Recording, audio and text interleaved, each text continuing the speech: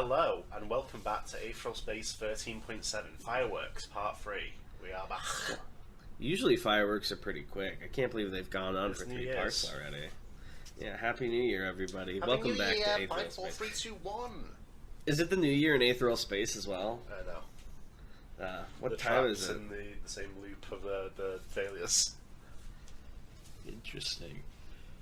It's a time loop. Is Trigon going to go back and save everybody and get to know them and develop them more as characters like Undead Unluck? No. No, he won't. No time travel in Aetheral Space. That's so sad. Alright. The floor was clean. That was the closest thing to a compliment Mariloko could muster for the penthouse suite of the Merica Magnifica, where Halcyon Interstellar had seen fit to house him. He'd never cared much for luxury, but the lizards of the modern age seemed to care for little else. So long as he had a place to eat, a place to sleep, and a place to train, he was satisfied. All else was fact. Even saying that, though, quiet would have been appreciated. Since they'd arrived back at the hotel, among the first to leave the opening ceremony, the massive sitting room had been consumed by a flurry of activity. As Mariloko lounged on the absurdly long couch, looking out over Azum-Ha through a wall-length window, guards and company representatives ran back and forth, babbling and whining. Someone had attacked Halcyon headquarters, apparently. Someone had killed that man in charge. Fine. It was one less thing for Mariloko to take into consideration. The woman had gone off somewhere to deal with matters. Clearly the situation was of far greater concern to her. One of the Poindexters this age was inundated with ran past, brushing past Mariloko's arm as he did so. Mariloko glanced towards him in annoyance. Unche! Before he got the chance to slap that particular fly away, however, he was interrupted. The lights, all of them, suddenly flicked out, plunging the room into darkness. Cries of alarm rang out, and quickly they became cries of terror, cries of pain. The reason for that was obvious. They were now accompanied by the tearing of flesh, by gunshots, by death rattles. An attack, clearly, but from who? Another contestant? If so, they were a fool. They'd have been better served going after a weaker mark. Still, if this was a fight, it could end up being a potent warm-up. Mariloko cracked his neck, rising from the couch. As he did, the lights flicked back on, and he saw that the room had received a new and crimson coat of paint. Each and every other person that had been in the room with him was now dead. Cut in half, impaled, beheaded, their ends had not been clean. Curiously enough, he noticed, each and every one of them seemed to have been struck from behind. "Why backstab those who can't see you anyway?" Mariloko muttered. He glanced up at the enemy. "That isn't rhetorical," he continued. "Answer me." Some kind of alert had activated, bathing the room in a crimson glow, and sealing all the doors behind heavy shutters. There, silhouetted against the crimson, was a lanky and emaciated man, with but a few strands of black hair hanging from his scalp. He grinned with checkerboard teeth. "I'd answer," the man drawled, "but you'll die before you hear me." Mariloko furrowed his brow, looking past the enemy. He wasn't alone. There was something with him. The Crimson Carnival wasn't an organization that had been around very long, and in all honesty it probably wouldn't be around for very long. It wasn't even a cult of personality, as Nail Manrin was loath to present personality. It was a cult of power, killers coming together to grasp at the abilities their leader demonstrated. This gives me, it's giving Slaughterhouse 9? Question mark? Maybe. From Worm, do you remember them? Hello? Hmm? Oh, Yeah, he's so I know gone. them. It's over, guys. There had been a ship drifting in space since the time of the Gene Tyrants. Once a collection of frozen specimens, but the cryogenics had long since failed. The creatures had escaped, overrun the vessel, formed a new and fragile ecosystem. Monsters of every shape and size waiting for them. They had been ripe for the taking, ripe for the taming. Both of them moved at once. Mariloko reached down, tearing the head off a corpse and hurling it at the enemy like a fireball. In contrast, his adversary just grinned even wider and spoke. Just a few words as fast as lips could form them. "Guardian..." Oh, wait. Who the fuck is this? It's the guy attacking Mariloko. Is he from the Arc 5 planet? Hex-K? Does that mean no. Nail went back? Well, No one noticed? The prior paragraph perhaps has presented something. Did it? Hurling it at the enemy like a fireball. No, in the last little section. Just a few words as fast as lips can form. No, the last little section behind the line breaks. Paragraph. The Ripe for the taking. Ripe for the taming. There'd been a ship. Oh, so they just found another ship with shit like this. Yeah, he just taught them how to do it. Oh, okay. Guardian entity, he giggled. Hide behind!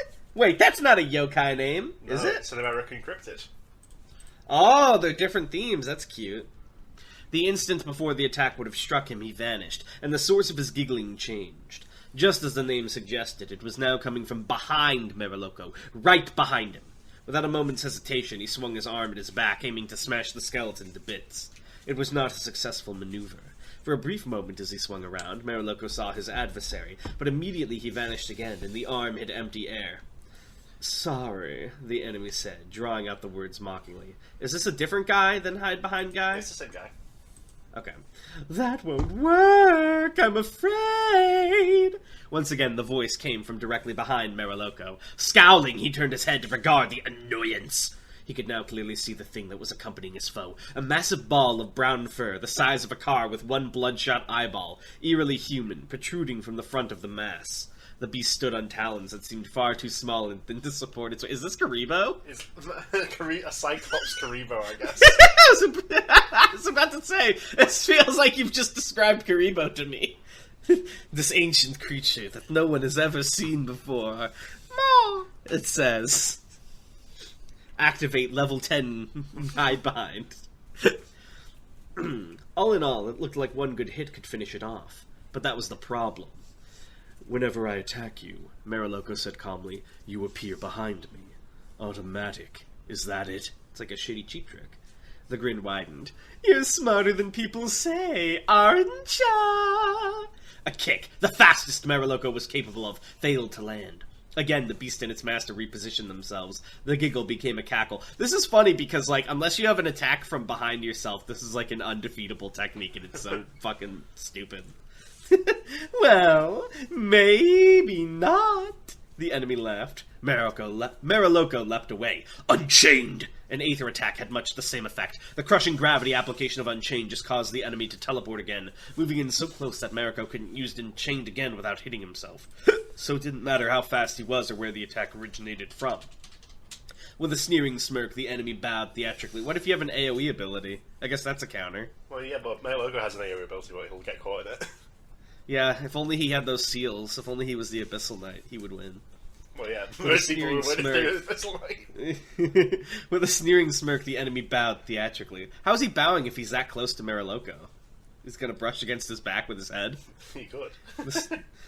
Jason Mayrin, the pest introduced himself. Wait, isn't Nail's name Manrin? Yeah. Are they all M something Ron?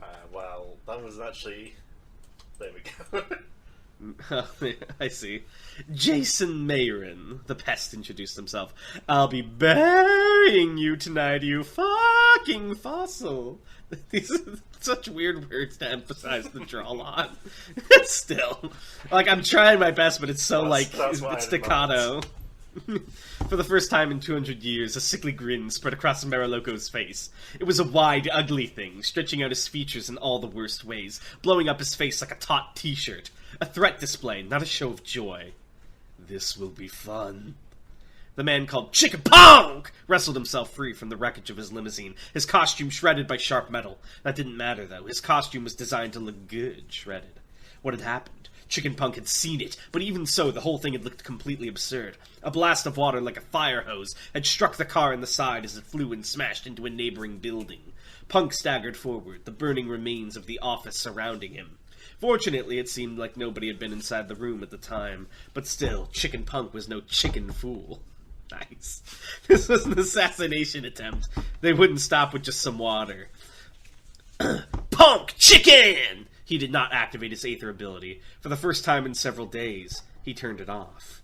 Chicken Punk was what people called an invisible scurrant. Unlike most scurrants, whose modifications were clearly visible, Chicken Punk was physically identical to a normal crownless. From the outside, at least. All of his alterations were on the inside, minor differences to his brain, nervous systems, and musculature. The Gene Tyrant who'd created Chicken Punk's line had done so with one purpose in mind: to create a chicken man. Anything a chicken could do, Chicken Punk could do. He had a highly enhanced sense of balance. He could perceive UV reflections. Apparently his grandfather had once laid an egg, but he'd never been able to prove it. Neat, but not outstanding. That was where the seal called Punk Chicken came in. It was an aether ability that was constantly active, sealing away Chicken Punk's chicken powers for much of his waking day.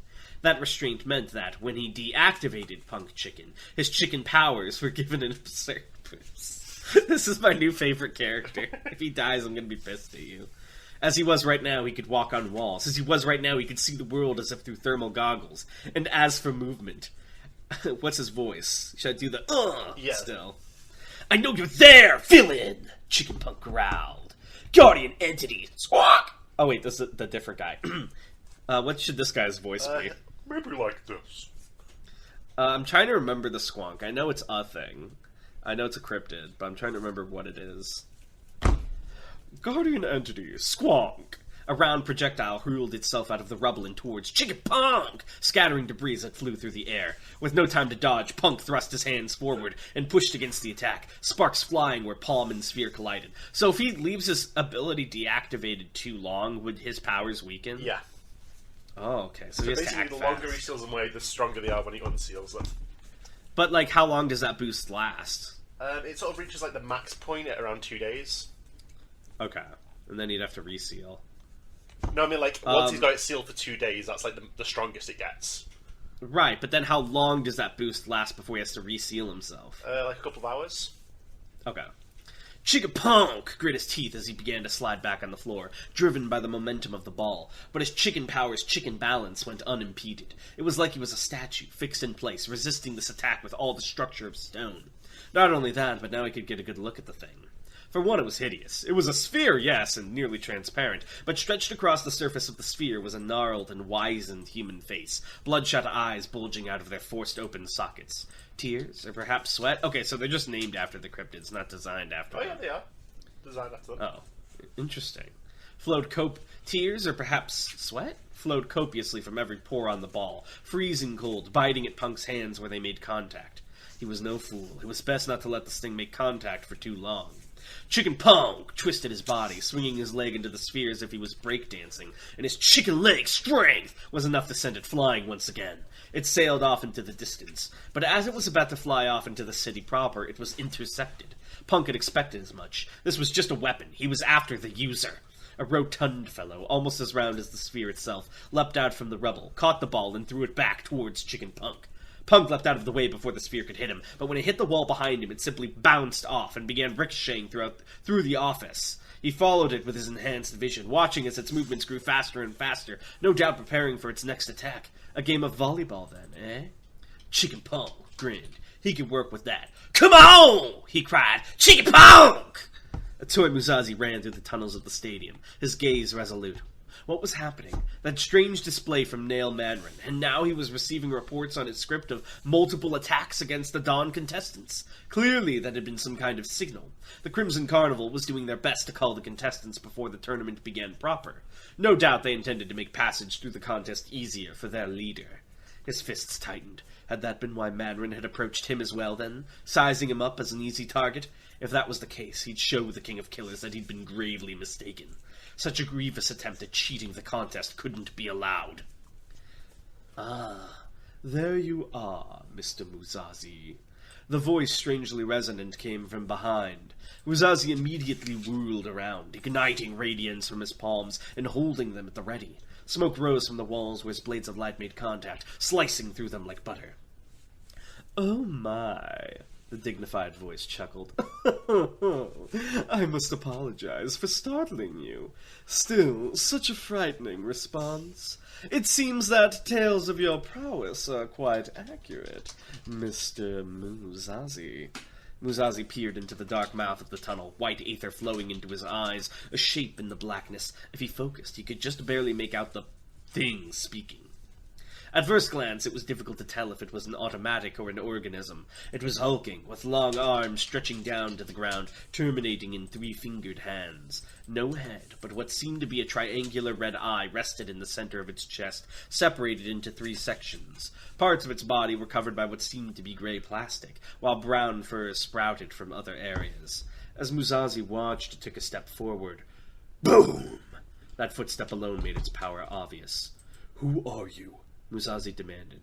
The thing did not have a mouth, but the smile was obvious in its voice. "Guardian entity. Sasquatch. Yes, that is the name I have chosen for myself, Mr. Musashi. Pardon my intrusion, but my user has sent me to eliminate you entirely. I hope that isn't an issue?" A humorless smile curled Musashi's lips. "I see," he murmured. "That's a pity." Sasquatch blinked quizzically. How does the triangle red eye blink? The big black eyelid closes from 3 directions. I see. How so? Your user has sent you to your death. And, without another word, a toy Musashi charged. Alright. I don't know if you have it in you to do a fun fact. I think we should just wrap it up. Okay. Alright, thank you guys for watching. I'm like, we're on the battlefield. Yeah. Like, medic!